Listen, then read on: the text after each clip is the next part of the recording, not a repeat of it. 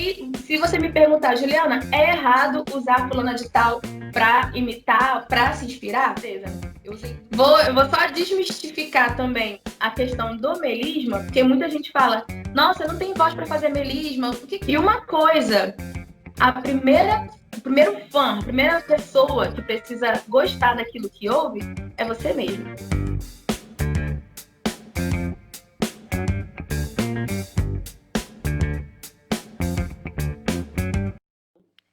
Oi, galera. Eu sou Benaías Ferreira. Oi, pessoal. Eu sou Juliana Soares. Esse é mais um Trocando uma Ideia, pessoal.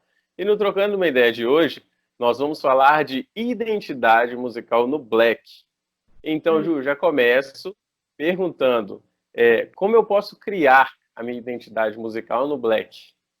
Muito bom. Esse assunto é muito bom para muitos cantores.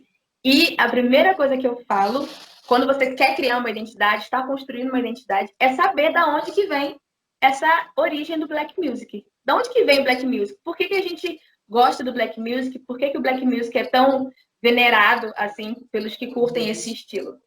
Então, o Black Music, ele vem de uma origem afro-americana, Black no sentido de música negra, na época em que os escravos foram levados para os Estados Unidos para trabalharem lá, nas lavouras.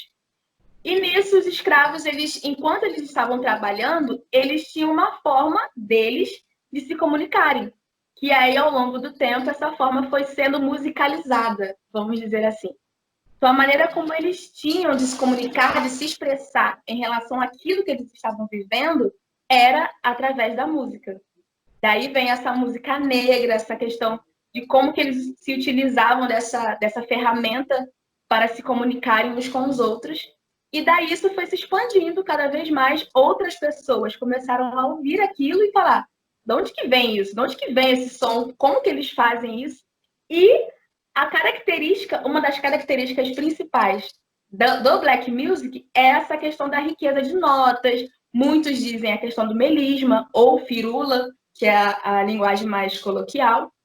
E aí eles carregam essa raiz de riqueza de notas, riquezas de campo harmônico, essas coisas todas assim. E daí isso foi cada vez mais se tornando popular, cada vez mais se tornando comercial, e daí vieram as ramificações do Black Music. Pensa assim, Black Music, a música negra, ela é um pacotão assim de cantores e de gêneros e tal. E aí esse pacotão, ele vai se ramificando em vários pacotinhos, que são o R&B ou Rhythm and Blues, o jazz, o blues, soul, neo soul, funk não o funk que a gente conhece, Brasil, funk americano. E aí tudo isso vai se tornando pequenas ramificações do que é o Black Music, que é esse geralzão que a gente curte aí. E aí, em cima disso, a gente vai criando a nossa identidade em cima daquilo que a gente gosta de ouvir, em cima das características que o Black Music nos oferece hoje, que a gente conhece hoje de Black Music, no caso. Não, muito interessante. Então, o Black, ele é meio que um paizão, né? Tipo assim, veio ele como uma coisa assim, e daí foi E daí surgindo. foi se ramificando em vários subgêneros que foram se tornando mais comerciais ao longo dos anos. E aí o R&B começou a ser comercializado, o soul começou a ser comercializado também, e aí foram pequenas classificações que foram dando características próprias deles. O R&B, por exemplo, mais dançante, uma coisa mais batida, o soul, que é a coisa da alma, que é algo mais melódico, mais melancólico mesmo. E aí foram criando essas ramificações por questões de mercado também. E para cada um ter o seu lugarzinho dentro do Black Music também. Interessante, Ju. E assim, hoje a gente consegue ver várias faces, né, do Black Music. Assim, você consegue falar para a gente assim o que está aí no ar que a gente pode pegar e falar, nossa, são várias ramificações isso. Sim. Por exemplo, aqui eu considero assim a rainha, não só para mim, mas para muitos que gostam desse estilo do Black Music, é a Aretha Franklin, né? Nossa rainha diva do Black Music, do R&B. E logo depois dela vieram outros também. Tem o Ray Charles, o Jackson 5, o próprio Michael Jackson depois. E aí, dos anos 1990, 2000, propriamente dito, para cá, vieram as divas que a gente conhece, que Alicia Keys, Whitney Houston, Beyoncé, Mariah Carey, essa galera toda, essas divas todas, começaram a fazer sucessos de 1997, mais ou menos, 2000 para cá, que é o que a gente conhece hoje mais próximo do soul também. E tem o gospel também. O gospel é um estilo, um gênero musical, que aí a gente pensa em gospel americano, a gente pensa nos corais, pensa no Brooklyn, os coraisões do Brooklyn, pensa em Kirk Franklin, que é um geralzão do gospel como gênero musical. E não gospel como crença, de música cristã ou música secular. Não. Gospel gênero, que são os grandes corais, e é tudo muito grande, tudo muito exagerado, muito vibrato, divisão vocal impecável, e a gente vai construindo o nosso gosto e a nossa identidade vocal naquilo que a gente se identifica, como nosso também, como parte daquilo, parte daquela história. Porque eu, por exemplo, você também, pelo nosso estilo aqui, isso aqui é influência americana, o que a gente veste é influência americana, a marca que a gente usa nas camisas são americanas. Então, a gente, o tempo todo, está sendo influenciado pela cultura americana. E é o que eu amo também. Isso aqui é o que eu amo representar, que é a minha raça, e é o que eu amo ouvir também, que veio deles, veio dos pais da música afro-americana, no caso. Nossa, que massa. Então, assim, me deu, né, a mente da gente vai longe, Então, assim, a gente percebe que, por exemplo, aquele coral que você falou o gospel, né, ele se expressa muito diferente, por exemplo, não sei, o Michael Jackson, né? Sim. E é legal saber disso, porque a gente Verdade. percebe que a igreja teve uma parte nisso também, né? Sim. E como eles se expressam diferente, como outros se expressam diferente, é muito legal. Não, com certeza. Tem o Stevie Wonder também, que se eu deixar de falar do Stevie Wonder, eu não falei também de R&B, eu não falei de Black Music. E é isso que a gente vai construindo.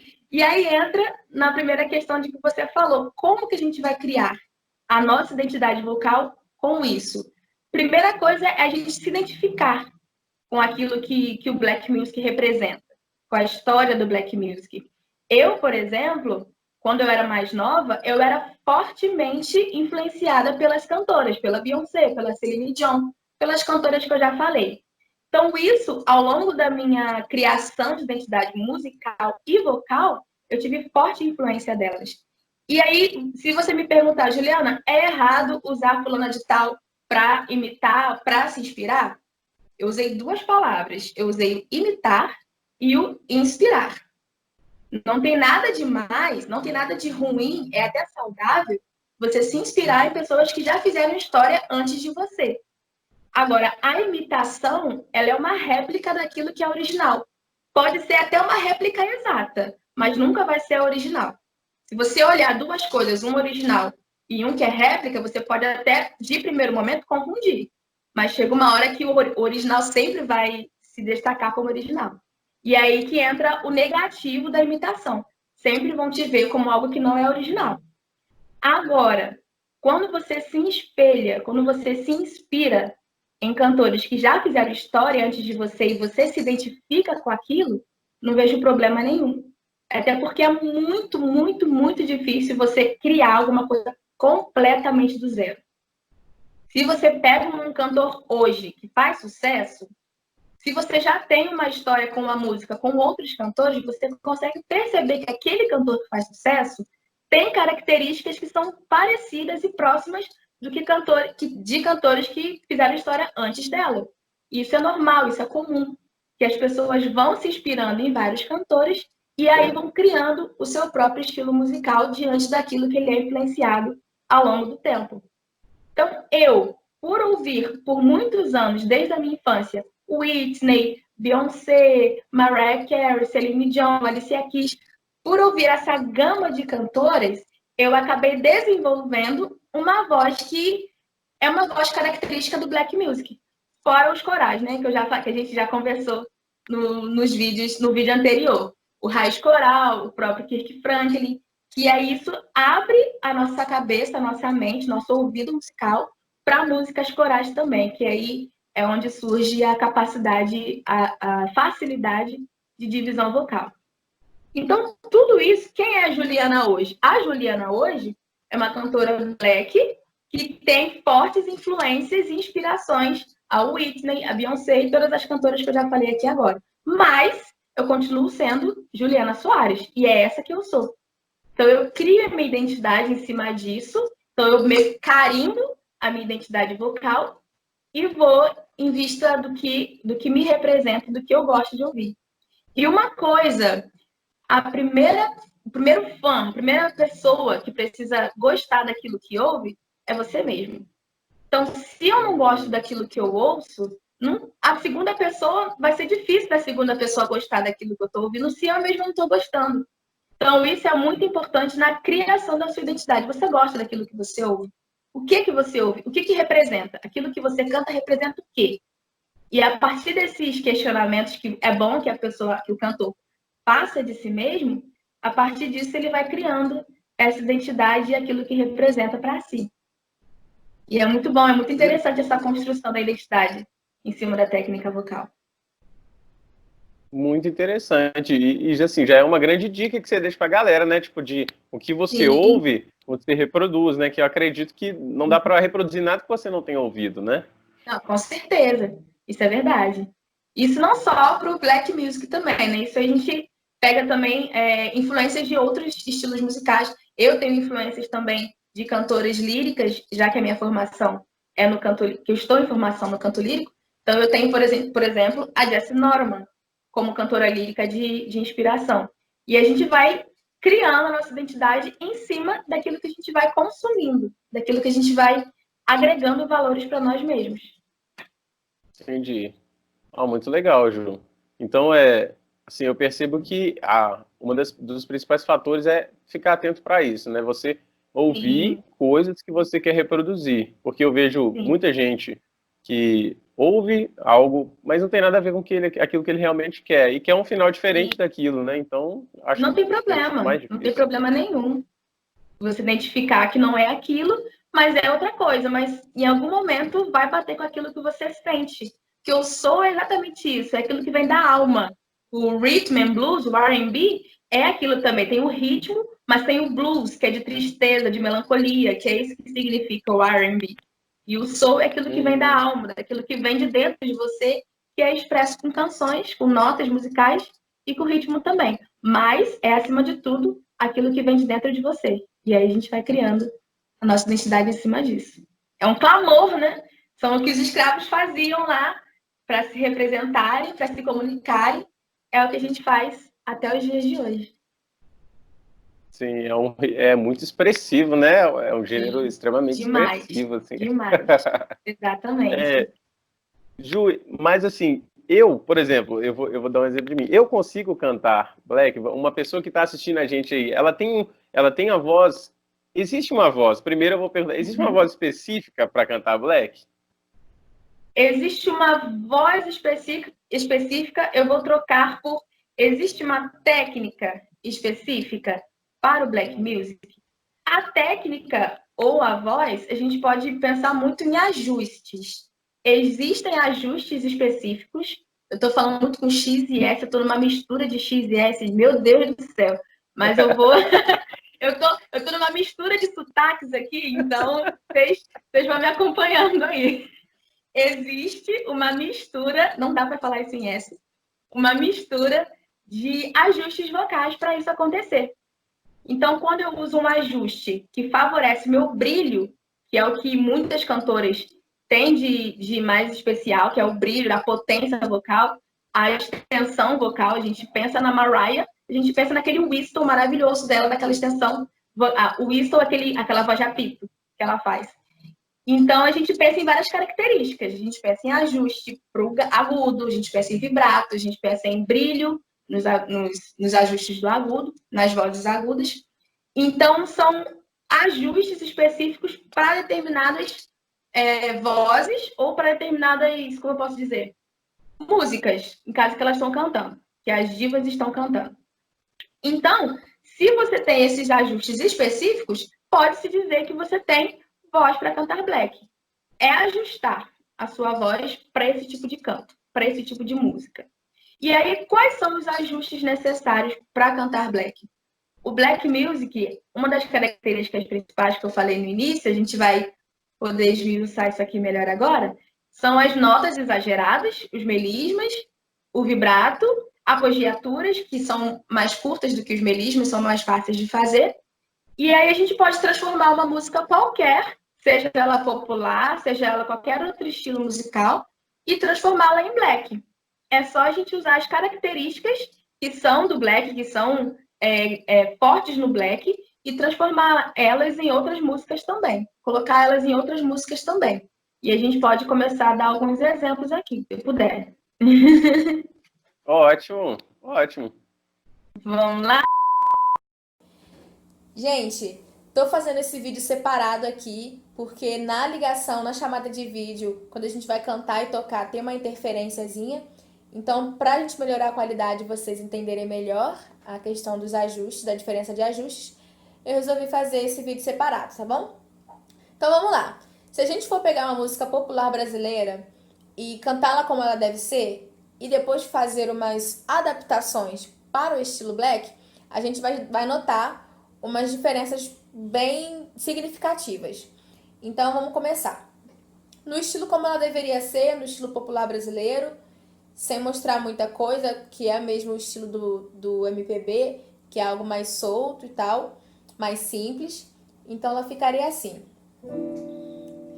Eu tenho tanto pra lhe falar, mas com palavras não sei dizer como é grande o meu amor por você. Ok? Então eu tenho um estilo bem suave, bem gostoso de ouvir, que é o característico do MPB. E aí, como que eu transformo essa música num black? Primeira coisa que eu vou fazer vai ser colocar um ajuste um pouquinho mais metálico, um pouquinho mais pesado, pra gente ter mais uma característica mais marcante, que é do black. Então a gente já começaria assim. Eu tenho tanto pra lhe falar. Nessas duas frases já nota-se uma diferença. Primeira coisa, o timbre mais vibrante, e eu coloquei algumas características. Eu coloquei uma apogiatura, que vem do verbo apoiar, que seria essas notinhas aqui, ó. Eu tenho tanto, tanto, tanto. Então eu tenho uma nota e eu tenho uma outra nota que vem depois e que vem antes, que no caso seria a apogiatura superior e inferior. Então eu pego essas notinhas e coloco como ornamento da minha música. Pra lhe falar, mesma coisa. Pra lhe falar, e o vibrato no final. Tudo isso já tira a característica MPB e já traz uma característica mais black. Seguindo. Mas com palavras não sei dizer. Um vibrato característico que não tem no MPB e já tem na música black. Como é grande o meu amor por você. Então, já coloquei mais coisa. Essa nota. Por você, por você. É uma nota que não tá na escala, não tá nesse acorde. E aí já é uma outra coisa. Eu tô pegando uma referência da escala do blues, trazendo pra cá. Por você, yeah. É uma coisa do blues, da escala do blues. E aí eu peguei um trecho de uma música popular brasileira e coloquei características que são presentes, marcantes na música do black music. Então, se você me pergunta, Juliana, eu posso cantar black? Pode. Eu posso ter a técnica para cantar black? Pode ter ajustes com a técnica vocal para cantar black. É só pegar as características que são presentes no canto black e colocar em qualquer música que você for cantar. Então aí a gente consegue ter um exemplo bem prático do que é pegar uma música brasileira, pode ser qualquer outra, e colocá-la com características black, que é o que a gente ama fazer. Uma pessoa que nunca teve contato com black, então, se ela procurar, como é que você usou as palavras corretas? Usar Os os ajustes. Os ajustes necessários, ajustes. vocais. Uhum. Entendi. E somado isso, acredito eu, com influências que ela ouviu, né? Sim, Imagino sim, para executar, com ela certeza, consegue um resultado do black music. com certeza. Eu vou só desmistificar também a questão do melisma, porque muita gente fala, nossa, eu não tenho voz para fazer melisma. O que é ter voz para fazer melisma? O melisma, ele é uma variação de notas, que pode ser ou em escala ou em outras estruturas. A mais comum é a escala pentatônica, para se fazer um melisma. E aí você pega um acorde, e é muito bom que o cantor tenha esse conhecimento de onde ele está cantando. Em que sentido? Em qual tonalidade ele está cantando? Em qual campo ele tá cantando e quais são as notas disponíveis para ele usar dentro da onde que ele está cantando. Então, isso gera muito esse conhecimento de tonalidade, de conhecer as notas que se está cantando. Então, a primeira coisa que um cantor que quer fazer melisma precisa fazer é ter o conhecimento de quais as notas disponíveis ele tem para fazer determinado melisma.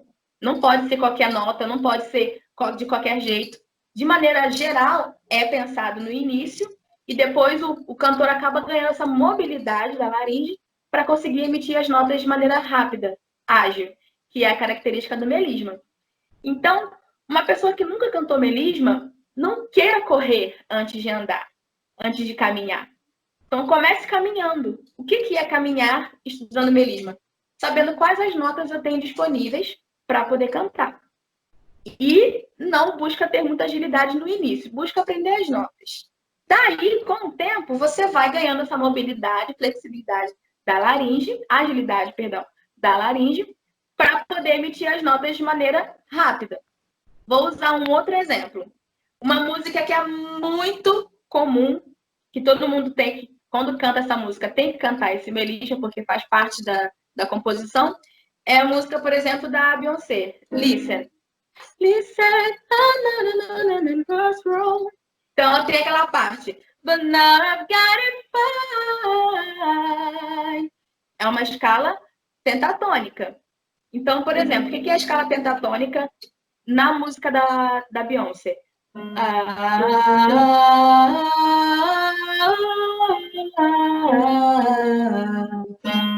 É uma escala muito utilizada pelos estudantes de blues e jazz e tudo mais.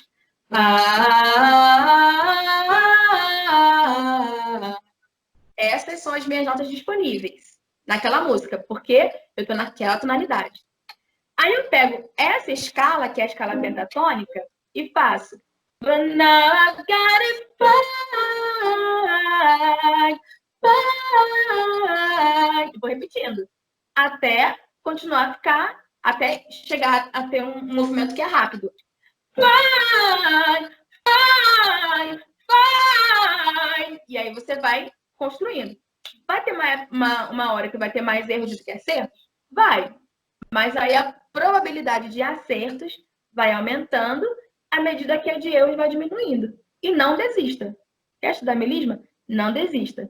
Mas pega primeiro as escalas diatônicas, a escala pentatônica, pega as apogiaturas. Tá difícil de fazer melisma? Faz a apogiatura. É uma sequência de apogiatura, isso aqui.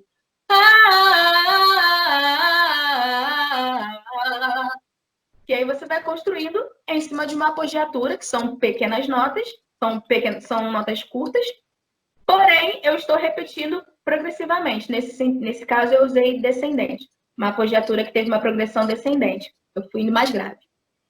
E aí a gente vai construindo em cima do que a gente tem disponível. Se o que eu tenho disponível é fazer isso hoje, beleza, comece com o que você tem hoje.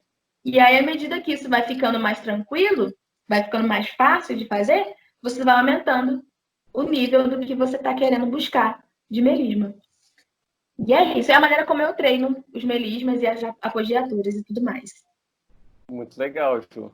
Então, para quem tá assistindo, assim, que você imagina alguém que tá vendo tudo isso e, tipo, tá ficando fascinado, e esse, eu quero dar Nossa, meu demais! primeiro passo, como que você acha que, Sim. assim, uma coisa que, do Black, um ajuste do Black, que ela pode dar o primeiro passo, que você acha que tem um grau, assim, de dificuldade ou de facilidade mais acessível para essa pessoa, começar a dar esses primeiros passos no Black. Sim. Para quem já canta, ou então já arrisca uma nota ou outra. Sim, sim, com certeza. Isso que eu falei agora foi a parte dos ornamentos do Black e a parte dos ajustes, buscar aquilo que é confortável para você, só que aí você vai se desafiando. À medida que o passo 1, que foi desafiador, você conseguiu concluí-lo, você vai lá e cria um ajuste 2. Por exemplo, voz de peito, cantar com voz de peito. Vou pegar uma outra música que eu sempre canto também da Alicia Keys. Some people live for the fortune. Aqui eu usei uma voz de peito, no grave. Só que o que tem a minha característica aqui que eu coloquei de black? Já teve um vibrato. Some people live. Teve um vibrato no live. For the fortune. A gente vai criando nossa característica black em cima de uma música black. Posso cantar, Larisa? Some people live for the fortune. Posso, mas eu descaracterizo um pouco aquilo que a gente conhece como black. E a frase seguinte que tem o melisma, some people live just for the fame, for the fame. 3 notas. Fame. Vai aumentando.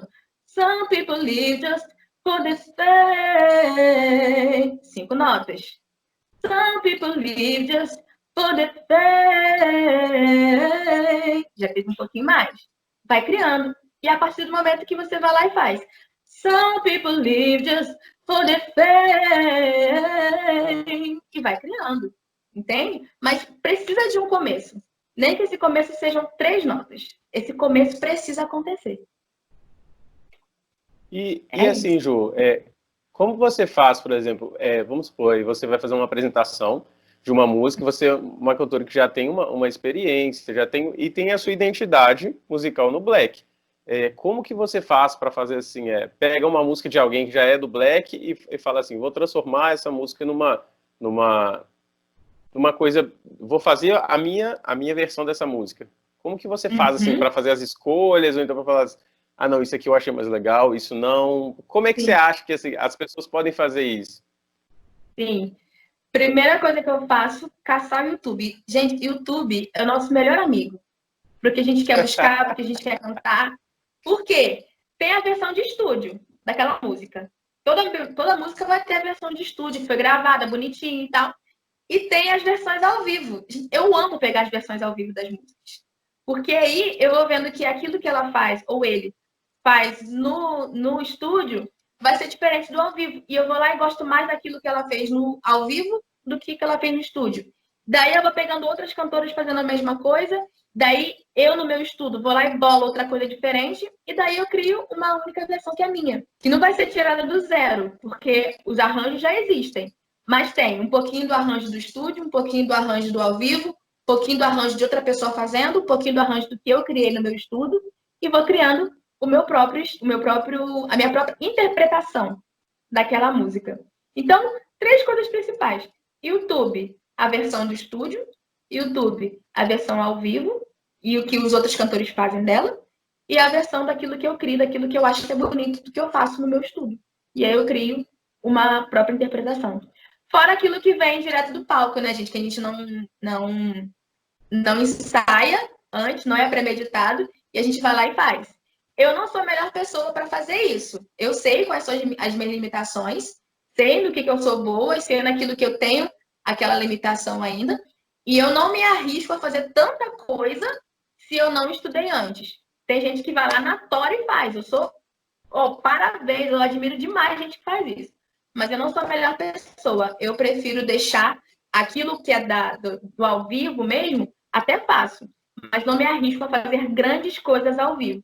Vai ser aquilo que eu já ensaiei e tal. Claro que vem a emoção do momento, que muda muita coisa. Se não já aconteceu de eu estudar uma coisa em casa, chegou lá ao vivo com a emoção do momento, o pessoal ouvindo e tal, foi outra coisa, completamente diferente.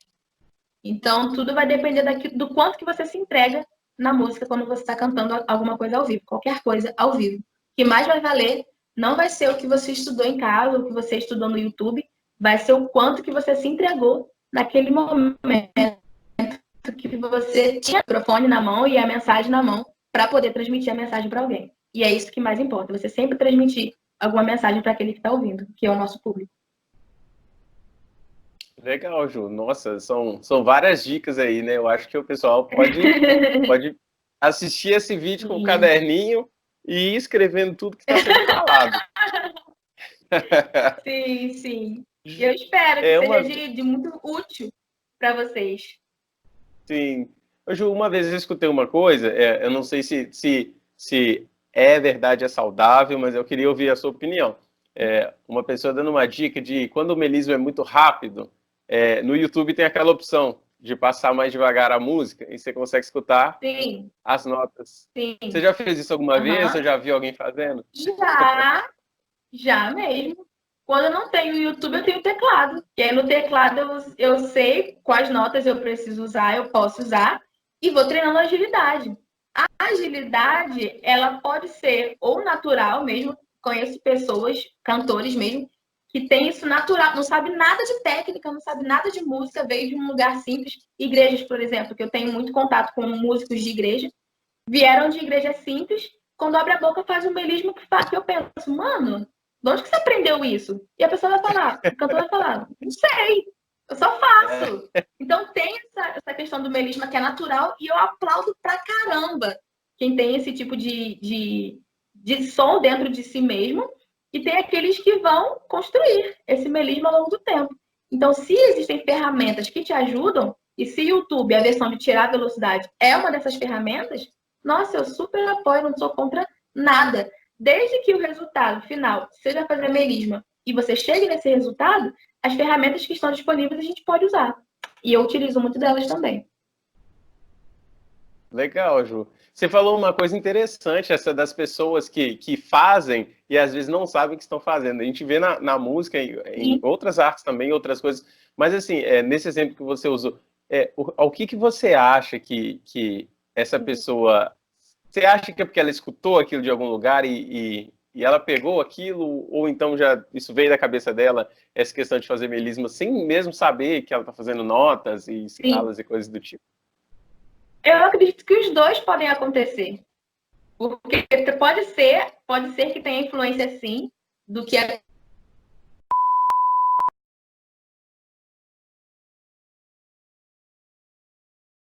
Tem, sim, essa influência. Por ser de igreja também, gente, a gente que é de igreja, nossa maior escola, nossa primeira escola é a igreja. Então, a gente ouve música desde criança. Eu escutava música desde a barriga da minha mãe. Então, é uma coisa assim que vem de berço para a gente que nasce na igreja, né? Que nasce nesse contexto musical. É uma coisa que a igreja tem forte influência na nossa educação musical e pode acontecer também de não ser. Eu nunca conheci gente que não era da igreja que tem essa facilidade. Porque a maior parte dos meus amigos músicos são da igreja. Mas se tiver alguém aí que não nasceu na igreja, que não tem influência nenhuma de igreja, que tem essa facilidade, me fala. Eu quero te conhecer. Tá? Por favor. Porque aí você vai lá e vai me contar qual foi o seu processo de aprendizado de melisma. É isso. Essa é a minha opinião. Legal, interessante. Muito legal, Ju. Eu acho que, assim, sobre a identidade musical foi muito legal a gente conversar. Talvez isso é pano para muita coisa, talvez dá até para a gente gravar um outro vídeo com isso, né? Em outros âmbitos desse assunto. Mas, assim, com certeza. Eu acho que as perguntas, que fluiu bem as perguntas e a gente conseguiu chegar aí num apanhado bem geral, né? Do que é identidade vocal, o que eu sou capaz, do que eu posso fazer e o que eu preciso para chegar lá. Com certeza. E é isso mesmo, é buscar dentro de si mesmo, também acreditar naquilo que você ouve, acreditar naquilo que você canta e o que você falou mesmo, buscar o seu objetivo até chegar lá. Enquanto não chegou lá, gente, eu acredito que não vai ter nenhum momento que você vai falar assim, nossa, cheguei lá, agora aqui, ó, pá, tá top, não tem mais o que acrescentar daqui. Se esse dia acontecer, sinceramente, vá para outra área, porque daqui você já explorou tudo. Então vai para outra, vai fazer qualquer outra coisa, menos música. Mas não, enquanto esse dia não chegou, então explora tudo que você tem.